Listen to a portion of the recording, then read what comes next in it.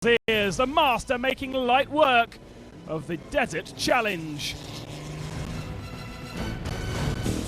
It was very complicated today, very complicated indeed. Normally we have no navigational problems, but it can happen. A surprise then in the top three, a great day for the buggy, the SMG machine of Roland Chabot. It was easy with the car, because it's like a toy, we're sort of surfing over the dunes. Today we really worked. We got out the car and we were soaked. The pace is really fast. Will SMG be causing the major upsets?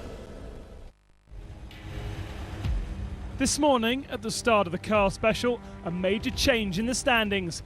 Carlos Sainz would start first car after he was finally awarded yesterday's stage win. The race officials indeed answering his request after he had suffered a GPS problem on the second special. The GPS wouldn't find the waypoint. He went forward and back 3 or 4 times over the waypoint, and now the officials had checked our Iritrack and saw we did have a problem with our GPS, and therefore we gave him a time back. After a rather quiet start to his Dakar, Krzysztof Holicic had decided to push. But at kilometre 39, the pole went too fast over a dune and damaged his back. He was immediately treated by the Dakar medical staff and has been flown to the closest hospital, but his Dakar and the white minis is over. 5th overall, Orlando Terranova did not have the best days today. He lost over half an hour in his BMW X3CC. Surprisingly, 4th overall, Roland Chabot struggled on the 3rd stage of the rally in his SMG buggy, so impressive since the start. He was not at the height of expectations and lost close to 40 minutes. Considered by Peter Hansel as his main rival, Julien Devel has also suffered his first upset of the Dakar, a navigational setback at kilometre 65. The Toyota crew got lost and covered an extra 20 kilometres.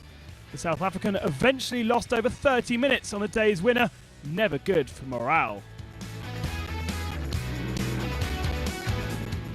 Taking off first, Carlos Sainz had a hard task, and defending his leadership would be very tough. Add to that the fact that his buggy suffered electrical problems.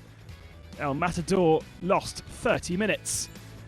Winner of 2 stages last year, Leo Novitsky, had to settle for 6th spot. Slowly but surely, the Russian is closing on the podium. Also in contention, Nani Roma finished 4th today.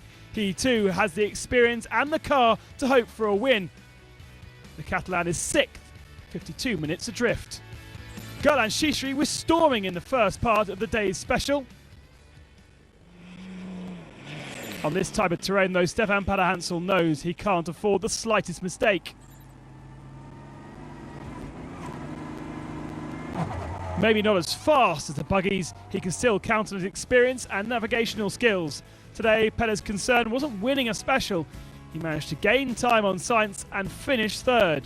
Good enough in his quest for his 11th successive Dakar victory.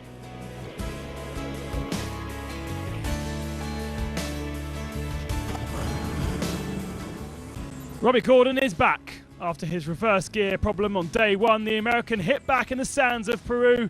Perfect terrain for his Hummer.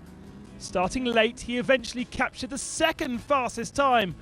Gordon moves up the standings. The Hummer show is now on.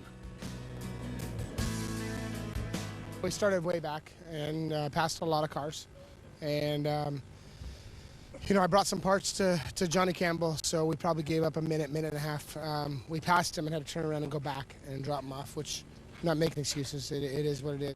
From bike, stop it. Go to the valley, yeah. Turn right. Okay, tire. 1 bar. Leave it. All round.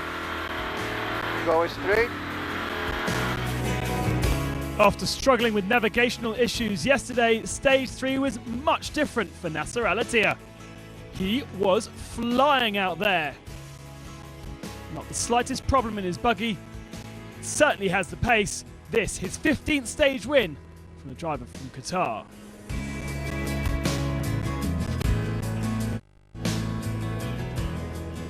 take 4 minutes from Stefan, and we won the stage, and the car working very well. But we stopped for Carlos 2 minutes because to help him. I don't know, because there is no power in the electric, and but after we decide to continue. So Alatir winning the stage by a slim margin over Gordon. Pelle Hansel losing 4 minutes. Alvarez a great result in 4th position, and Danny Roma 5th. In the overall rankings then, Pelle Hansel leading Alatir by 6.5. Lucio Alvarez really a star so far in his Toyota Hilux. Nowitzki and Sainz round out the top 5 positions.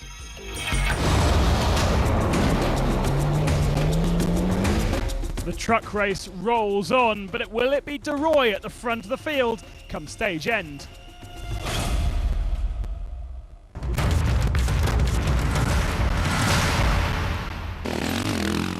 Pablo Alejandro Buzin's Dakar stopped 40 kilometers into stage 2. That's it. I've fought so much for this. That's my message from the Dakar. That is it. One of the many new nations presented on this Dakar is Mongolia, and they have 2 bikers, Boblatar Dandikolo and Lakmar Namchin. And so far they've impressed. After 2 stages, they are 80th and 86th overall. It's my first Dakar, first ride in South America.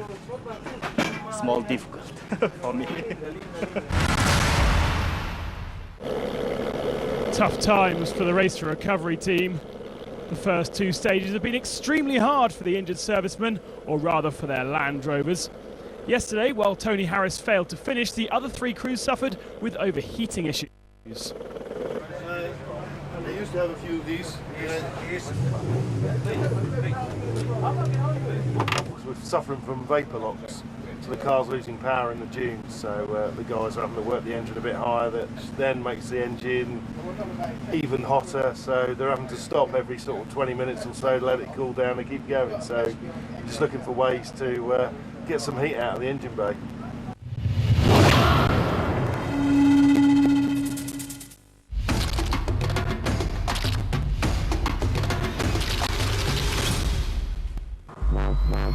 Tents and beds under the stars. This is where most of the competitors will rest their weary heads. Not Gurlan Shishiri. This is his home, the biggest in the bivouac.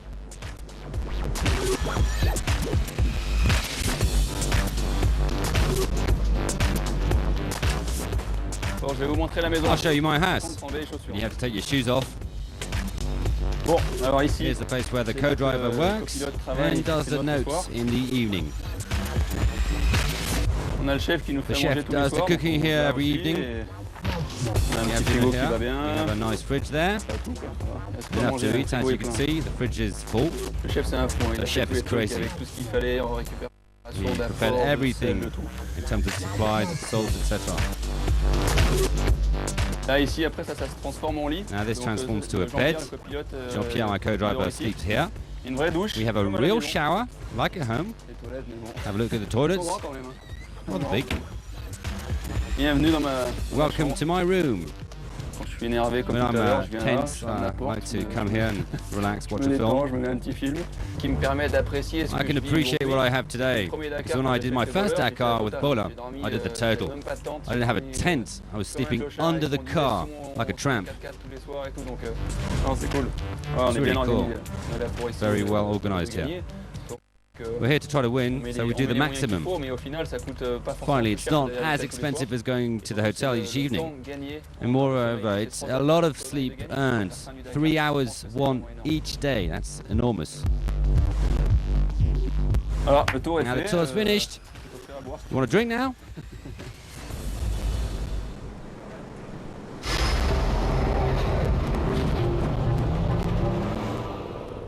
Amazing scenery for the truck special, the famous Nazca lines. After crashing and putting his Iveco on his side yesterday, Hans Stacey took it easy, too easy. Leaving in a late position, the Dutchman lost 46 minutes today. In the battle, Peter Verschluis, the best of the MAN drivers, owner and team manager of the Wecker team.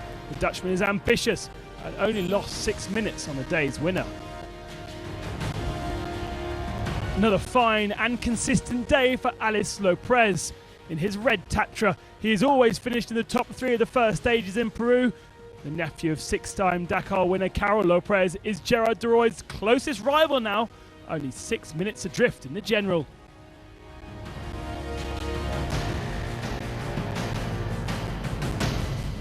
So far, Mickey Biazion has been a perfect soldier in the de Rooij Iveco army. Helping Hans Stacey out yesterday, he remained within shooting distance of his teammate Gerard de Rooij all day. Despite a puncture, he captured 3rd spot towards NASCAR.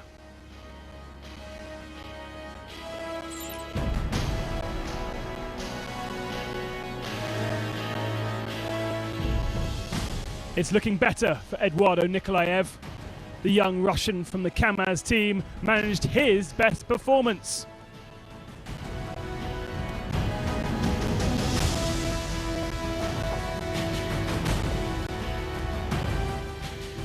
He was second, just 1 minute and 24 adrift of yet another win for Gerard de Rooij.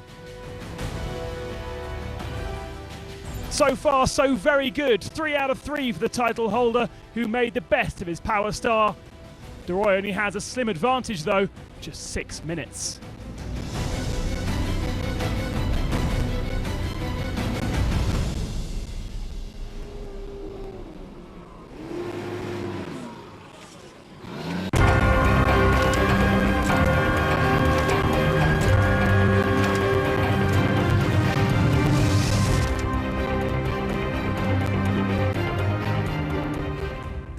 It's simply the greatest memory of all my career.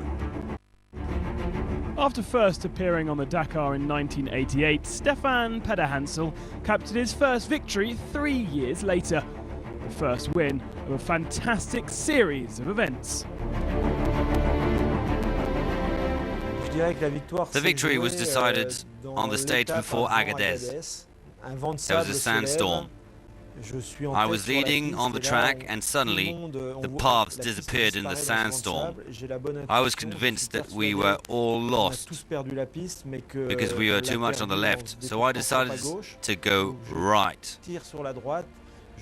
I found a good track and never left it until reaching Agadez. All the other riders were lost. My closest rival arrived 45 minutes before me, so I managed a good step towards victory.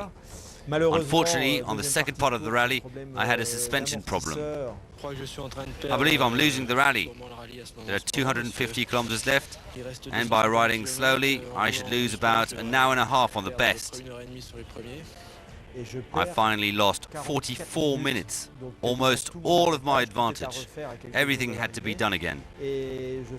I had another few good days and won the rally ahead of Gilles Lallet and Thierry Magnaldi. 3 Yamahas on the podium in a very intense battle against Lallet. I simply dreamt of doing the Dakar. It was a dream come true, something that I have dreamt of for a long time.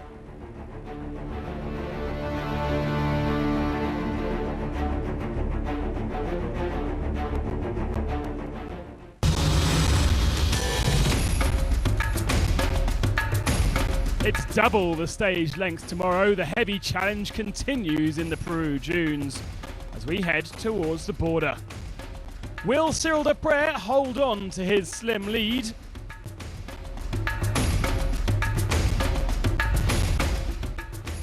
And can the buggies take control in the car section? All this and more when the Dakar adventure continues.